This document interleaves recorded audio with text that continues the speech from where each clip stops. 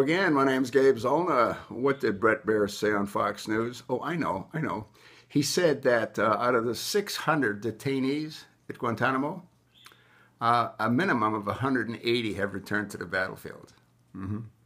So you have to ask yourself a question. How many of our military lost their lives capturing these insurgents and putting them into Gitmo? And then out of the 600 that were there at one point, 180 have returned to killing, maiming, raping, crippling.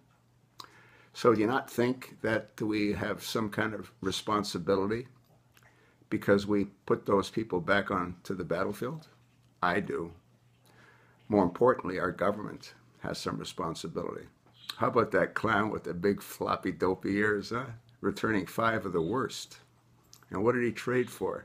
Well, he traded for another criminal that deserted his post, was gone for 5 years, was seen shooting AK-47s with his captors, was seen walking around with a sidearm. What kind of captor walks around with a sidearm? What kind of captor does target practice with an AK-47 with those to capture him? Folks, wake up. We're not going to know about the report probably ever, because you can't put this dopey, floppy, crack-smoking jackass in a good light, can it? I don't think it can.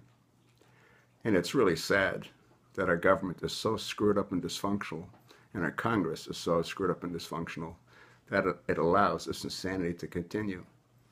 But what can they do? Well, they could have done a lot. They could have done an awful lot, but they never did. So now we, the American people, are suffering the consequences of their inactivity.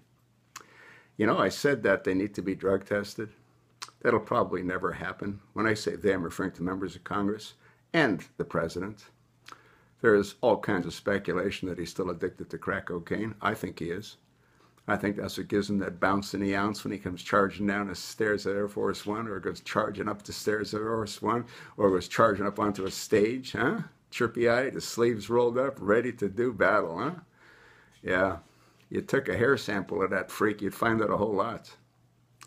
But you're not going to get a hair sample, because you can get DNA off of a hair sample. He doesn't want his DNA found.